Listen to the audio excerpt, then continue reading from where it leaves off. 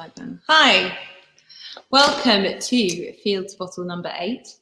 We're in our 8th week now, so we'll just get a few seconds to wait for people to join in and to come join us. We're bang on 6 o'clock, which is I think about as early as we've actually managed to be, and it's probably about as on time as I've ever been. We can see that there's a few people joining us now, so hello. And we've already got a comment coming in, so that's great. Hi, Paul. Hi, Paul. As you can see, a bit different for me today. I've left the farm for the first time in a long time, and both Tom and I are down at the distillery, which we thought was super apt because today we're talking about stills and still setup and the building of the creating of the still house as it exists here today in Hemmonby. So, hi Jeff, how are you doing? So thanks for joining us. I can see that there's a few more eyeballs joining in, so we'll give it a few more seconds, and then we'll get going good and proper. Okay. Yep. Super. Right, okay. I think let's go. So, hello everybody. Welcome to Field to Bottle number 8. This is our 8th week, our 8th Facebook Live on a Wednesday evening at 6 p.m. Today we're talking about distillation. But internally, we started talking about distillation and said we were going to cover it off this week. And all of a sudden, we realized that it was much too big a topic to try and cover in just 30 minutes, and that we'd end up definitely going over and talking. So for your own sanity and a bit for ours as well, we've decided to split this into 2 sections. So today is distillation part 1. So we're going to be talking about the still setup, how we decided on the types of stills we bought, kind of what led us to that process of when we got to the point when the liquid could start going, the spirit could start going through the stills. And next week, we'll follow on from that with part 2, and I'll be joined by Dom, I believe, who's our distiller. And we'll talk a bit more about the technicality and specifics of how we distill and why we do that, and exactly what happens to the spirit as it goes through these copper elements that you can see all around and behind me. So firstly, some introductions. I'm Jenny. I head up marketing here at Spirit of Yorkshire Distillery. And today I'm joined by Tom, who's one of our co-founders. Yep, hello. Say hello. So we'll be talking all about distillation. So Tom's obviously been with it right from the start and was there kind of choosing the stills and getting into grips with things with him and David and traveling around, setting everything up. So just a few kind of things. There's a reason that we're allowed to sit this close together, and that is that Tom is also, as well as being the co-founder of the distillery, he's also my dad. A cracking job he does at that one too. And wow, that's praising. I think that's the first time I've said that ever. She didn't even get a Father's Day card, so there we go. So we're currently in the same household, so that's why we're able to do this together. So today we're down at the distillery, and we'll be talking to you all things distillation. So any comments, just bob them into the comments section below this film here on Facebook, and we'll be able to read them. So if you see my eyes flickering onto the screen, it's probably because I'm just checking out comments and seeing what's what.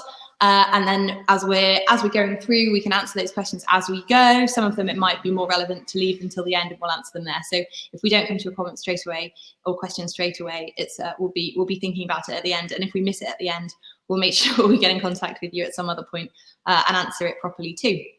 So without further ado, welcome to sunny Yorkshire and the Spirit of Yorkshire Distillery. Thank you. And the Still House. So we're down here today.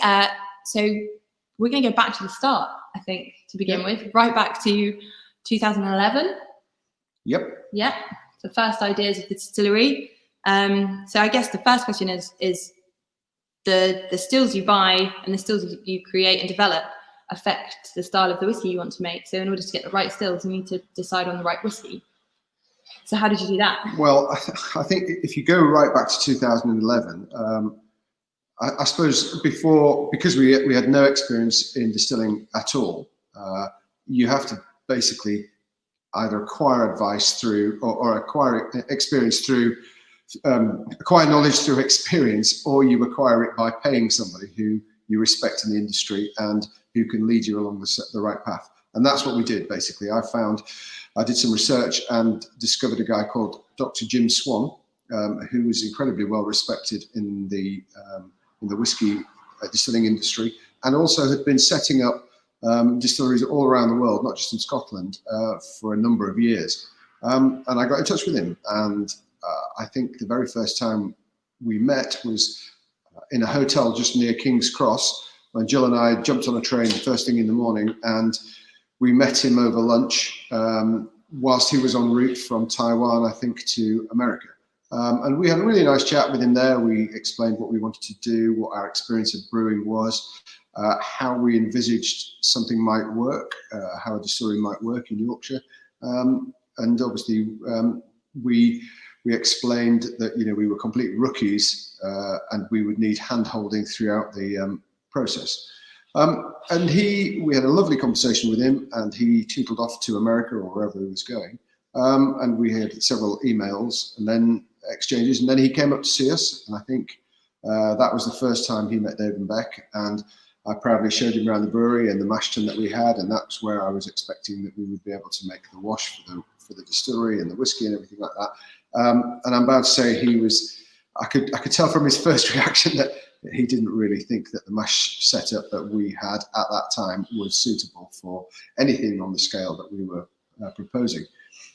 So that led us to think, right, well, okay, we were in the process of putting a brand new brewery in as well. So we then asked his advice about the mash tun and making sure that when we built our new brewery, which actually went into production, well, we did between 2013 and 2015, to make sure that we put the right pipelines in and the right structure, so that not only could we make beer, but we could also make the wash for the distillery.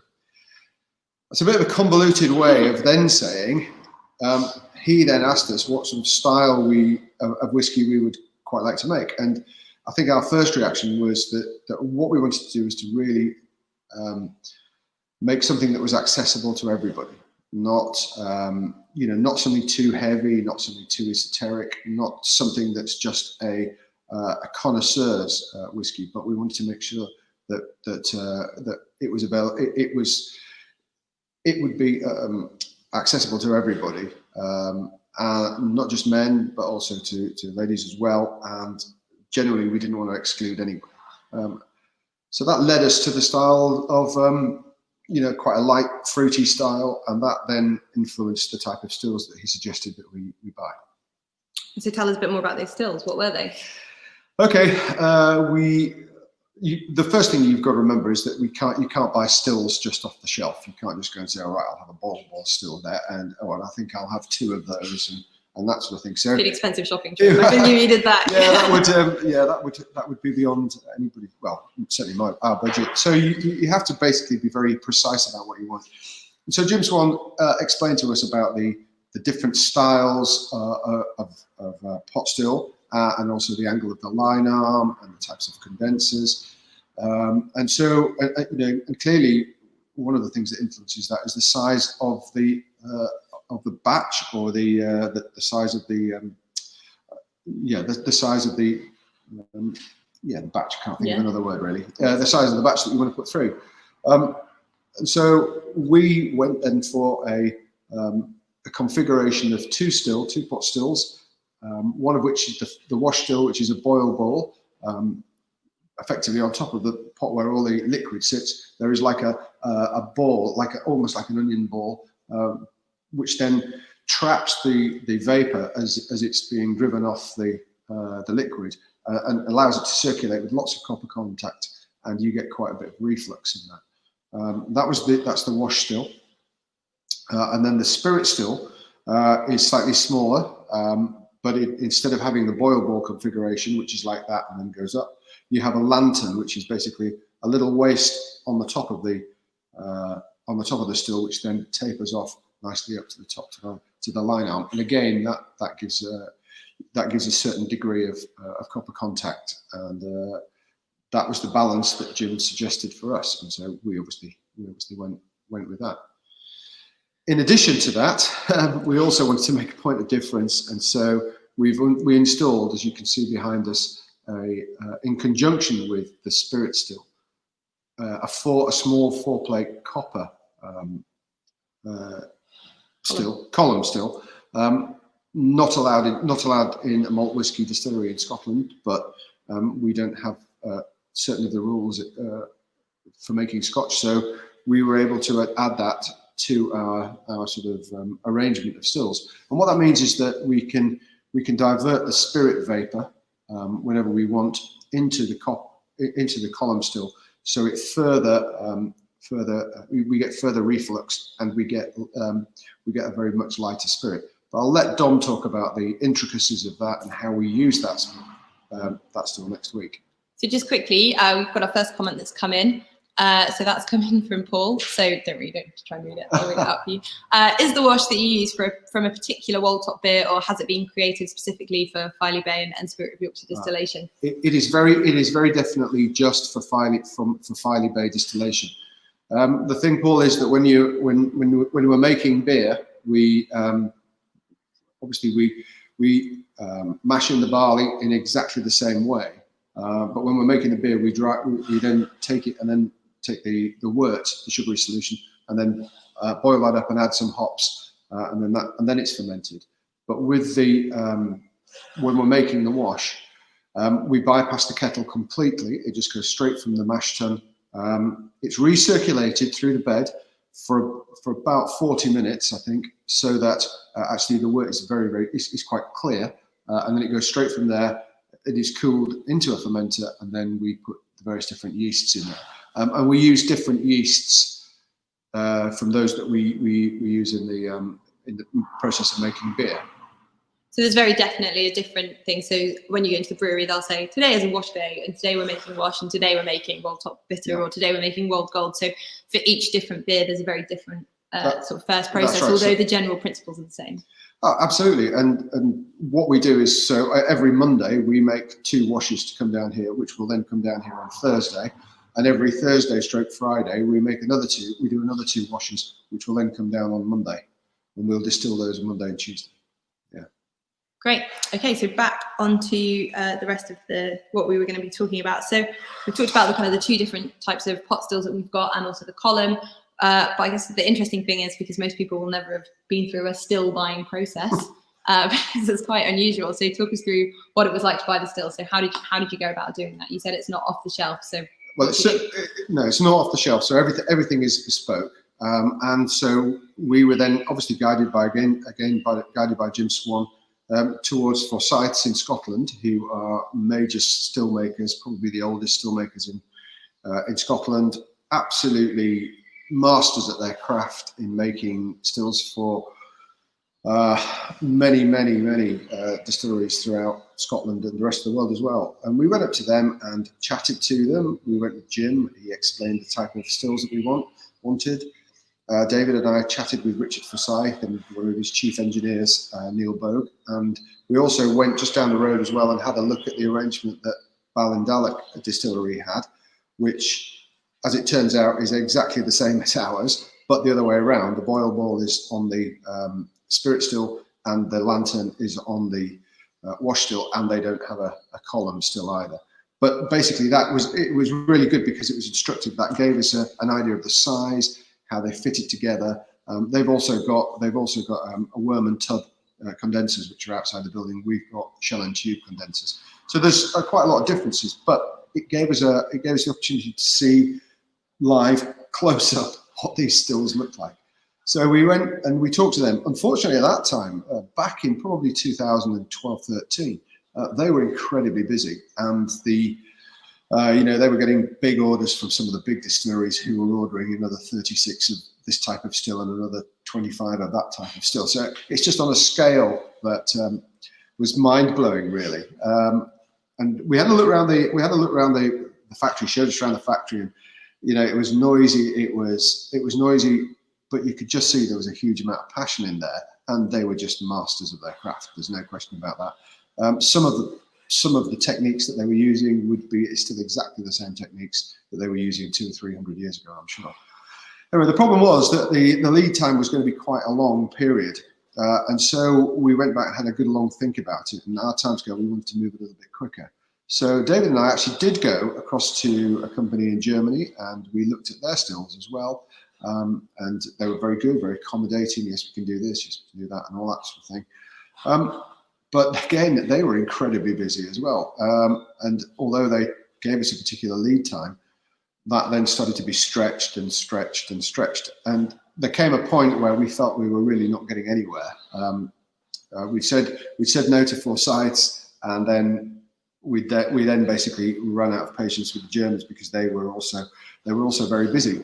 And rather cheekily, it was just about the time of the Scottish referendum, the independence referendum in Scotland. And just at that time, there had been an opinion poll which suggested that they might vote for independence. And I think quite a lot of the establishment in Scotland were completely nonplussed with that. And everything was put on hold. A lot of companies stopped ordering things. You know, they really wanted to wait until the result of the referendum was known before they were making decisions about going ahead with particular projects. So I rather cheekily rang Forsyths up and suggested to them that if everything was being put on hold, might they have some space in their schedule to make the stills for us? And really, Richard Forsyth sort of smiled a little bit and he said, "I'll see what I can do." And I said to him, "Well, as soon as you've decided what you can do, if you can do it, we'll jump in the car and come and see you." And that's what we did. And one day we set up at 3 o'clock in the morning. David, Max, who is David's son and who's an electrician as well, and who was interested because we're going to use Max for the installation. We jumped in the car at 3 o'clock in the morning and we drove up to Rothes. We had a meeting with them. We had a meeting with Richard Forsyth and Neil Bogue for about an hour and a half, and we met Jim Swan up there as well. He'd come from Edinburgh, and then we jumped in the car and came back again. And I think we did 855 miles in that day. I remember that day, yeah. It's not something I would particularly suggest that we repeated, or anybody repeated for that matter.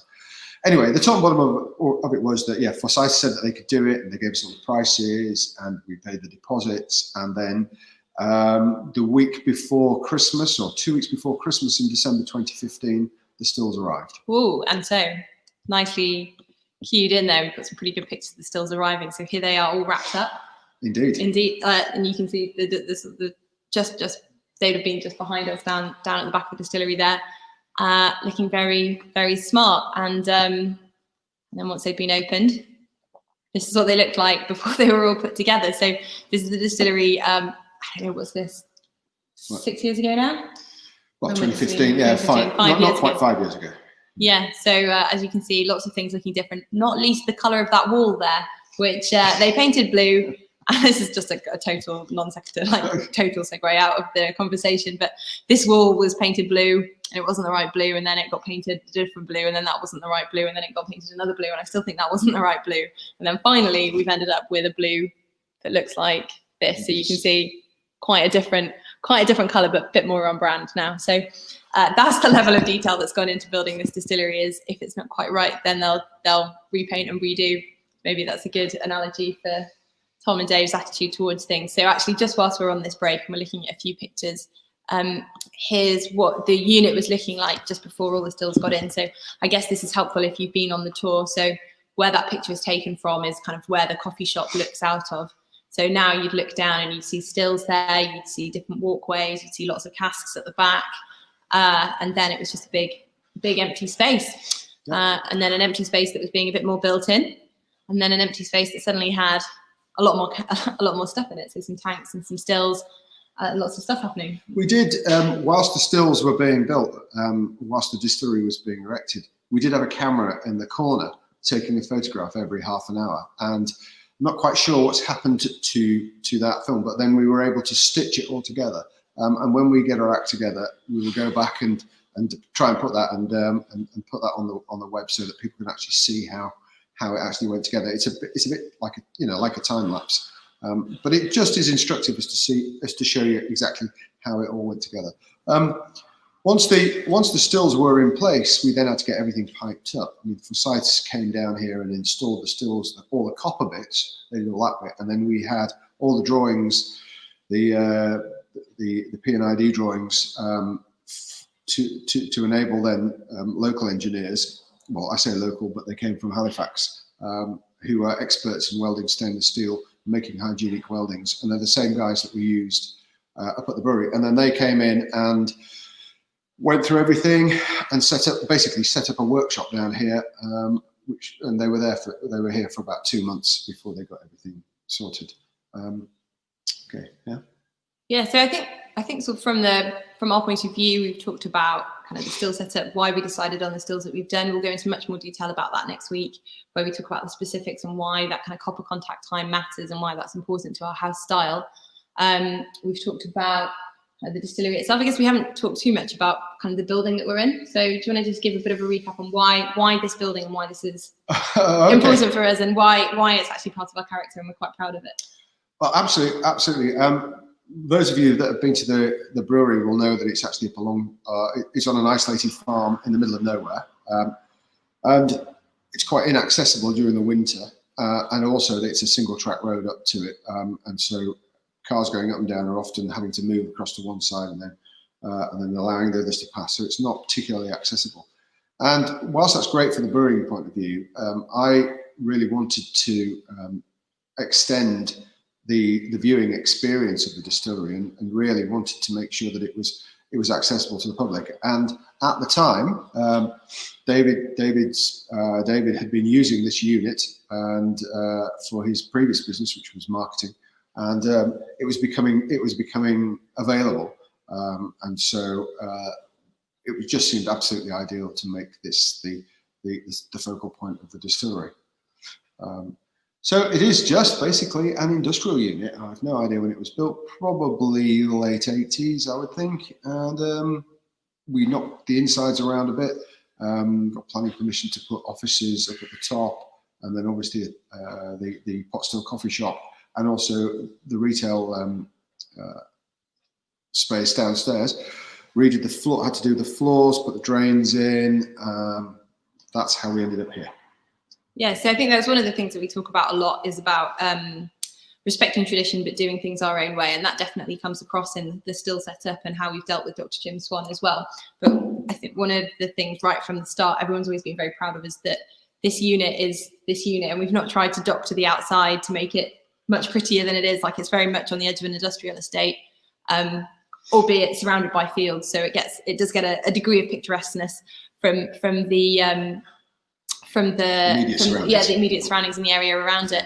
But what we've tried to do is then take that industrial look and bring that in through the interiors. So when you go into the coffee shop, you definitely get that. There's lots of exposed beams. Max, Tom mentioned that Max is an electrician, David's son, and he's fantastic and makes these beautiful light fittings that look very industrial, but also very very aesthetic and also very practical. So all of that floods through. So as we say, it's definitely family businesses. So between Tom and Dave, they've enlisted their children in many different ways.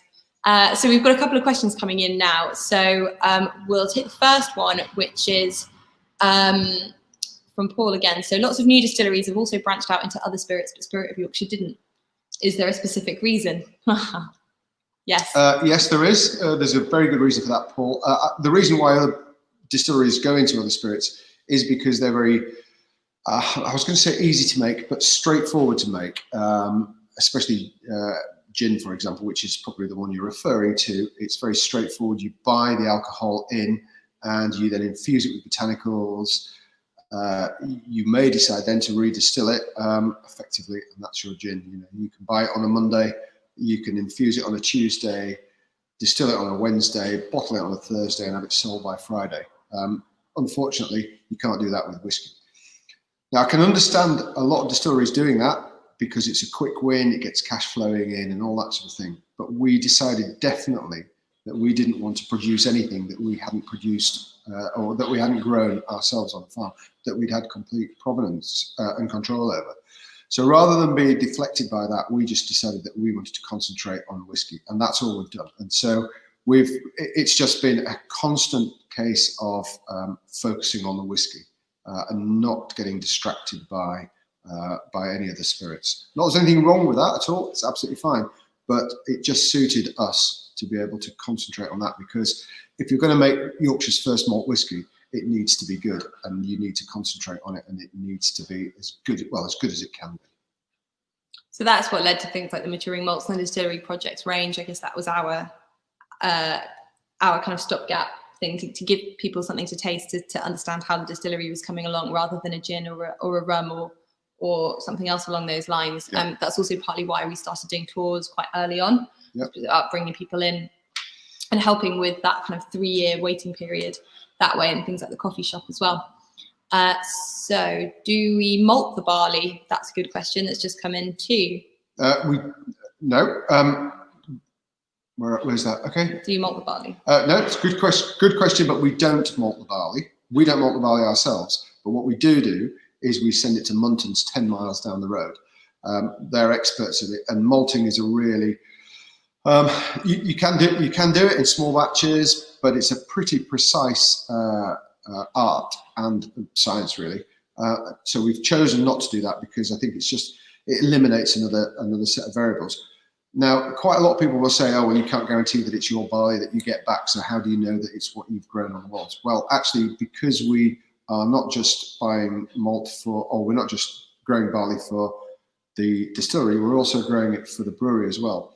So we actually we produce enough barley and we require enough malt every year for us to be able to send all our barley from a particular year in as a batch to Muntons. They ring fence it, they keep it separate right the way through. They allocate a special bin for it. It goes through the steeps at a certain time. And there's a trace that you can trace it all the way through. And actually, I think 2 years out of the 3 or 4 that the distillery's been going, we've actually been around we've actually done a tour around the maltings whilst our barley's been in there. Now, once they've malted it and it's ready to return, we basically have 2 or 3 days where we've just got lorries pouring back up to the farm, and we then store it back in the grain bins that the barley came out of. So we haven't put any extra storage facilities in. We're actually just making better use of them, because for the rest of the year, those barley bins would have been empty. So yeah, I think we've got an earlier field to bottle. In fact, this segues very neatly into something I was going to say anyway. We've got an earlier field to bottle Facebook Live that talks all about malting and maltsters and why we use Muntons, and it goes into much more detail. We had a brilliant trip around there, a team day out in the middle of February, where we were taking around the maltsters, and you can see in their kind of weighbridge and traffic room that there's the wall top. Barley has its own production schedule, and it definitely goes through on its own, and they can guarantee that everything that we get back definitely comes from our farm. So the other thing I was going to say is that we've just uploaded all of our previous field to bottle Facebook Lives. They're now available on our YouTube channel. There'll be a link going on to Instagram and Facebook later on with the link to our YouTube channel on there, so you'll be able to watch those, and they're also on Facebook as well. So one more question that had come in, which is interesting, which is, are you planning on doing any peated whiskey? And if so, have you found any peat in Yorkshire? That's a really good question. We would love to do a peated whiskey, but there are several caveats to that. By using a peated malt, effectively we would have to do it for quite a long time, because it's got a really good capacity for tainting everything that goes through it, that it touches, even steel conveyors and elevators and things like that. So it would certainly impinge on our brewing style, and it would also impinge on the whiskey for quite a long time. That's not to say that we're not going to do it. We might, we would love to do it in the future. One way around that is to use barrels that have been peated or have had peated products in them before, so that some of that gets transferred into our spirit, or our spirit reacts with that. So that's one way of doing it, and that would avoid any contamination with any of the kit. So that would make it a peated finish rather than a peated whiskey per se. Interestingly, there's another, in terms of Yorkshire peat.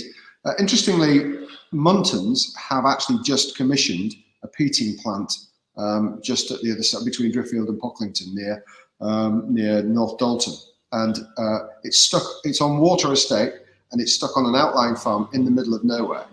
Because when they're making the peated malt, so what they do is they take the barley to Bridlington, they malt it, and when it's green malt, which is just before it starts to be dried and then kilned, they take it, they transport it across to water estate, to the peating plant, and they put it through the peating plant, and then they dry it using peat smoke in a furnace. David and I went around it when they opened it up this year. The reason why it's stuck in the middle of nowhere is that actually it stinks. It really does stink, which is why a lot of the peating plants in Scotland that were in Scotland and that have been that were on the edge of a town or a city that has then grown the peating plant has been closed down and they've moved elsewhere. It stinks. Now, I think at the moment, I'm pretty sure that they're actually in an ironic state here.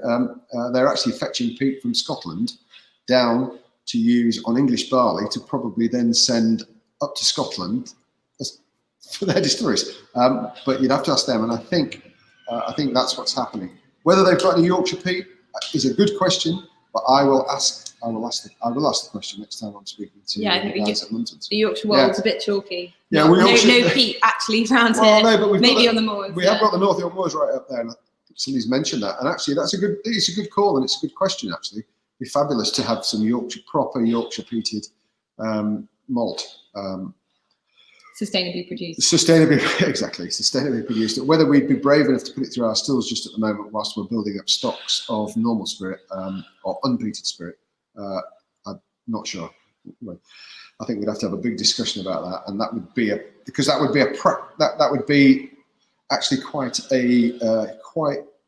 an undertaking to make sure that we could then keep everything clean, because it wouldn't just be here that we're keeping everything clean or getting rid of the peated aroma or taint. It would be also up at the brewery as well. So I'm not sure how rolled gold would go down if there was a peated flavour, but interesting. There you go. Gary, who asked the question, has still said do a peated beer to match it. So something to consider alongside all the barrel aged stuff that we're doing as well. Yeah.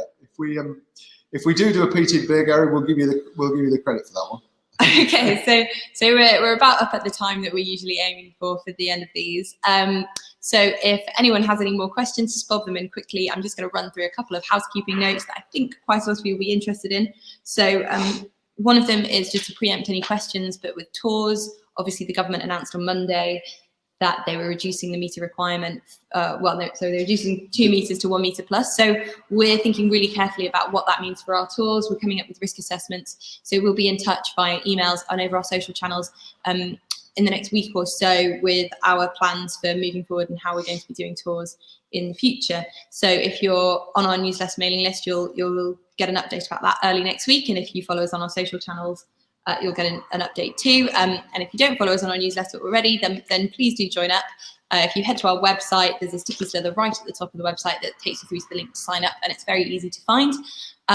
Because, drum roll, we're gearing up for something really quite exciting at the end of July, early August, that because we weren't able to do our open day this year, we've still got something that we will be releasing and talking about. So newsletter subscribers and cask owners will hear about that first before it goes out to the general public. So definitely worth being on the mailing list for that. And then lastly, there's still a handful of our complimentary tour vouchers for 2 people. So if you buy more than 2 bottles of whiskey on the website at the moment, then you'll get a complimentary tour voucher for 2 people. There's still a few of those. So definitely something to catch on before we start opening tours and things get booked up. So no more questions, it seems, at the moment. Jeff said he'll send some questions for Dom next week. Brilliant, do that. He'll be very excited. And to Gary, thanks for the questions from Tasmania. We'd love to try some Tasmanian whiskey as well. We've actually got a Tasmanian brewer up at the farm. Brewery, yeah. Yeah, the brewery, yeah. And I know that Abby and Chris at Cooper King, they're highly influenced by Tasmanian distilling whiskey as well. So they imported they're still from Tasmania. Yeah. So really exciting. So Tasmania and Yorkshire, definitely a thing. Right. So to that end, I think we'll leave you guys to it. Have a lovely sunny Wednesday evening. We say it's absolutely perfect weather for a dram of Filey Bay second release. Nice and light and fruity. We'll sit really nicely on a doorstep or somewhere if you're in the garden. So without further ado, see you next week. Thank you very much. Bye. Bye. Bye.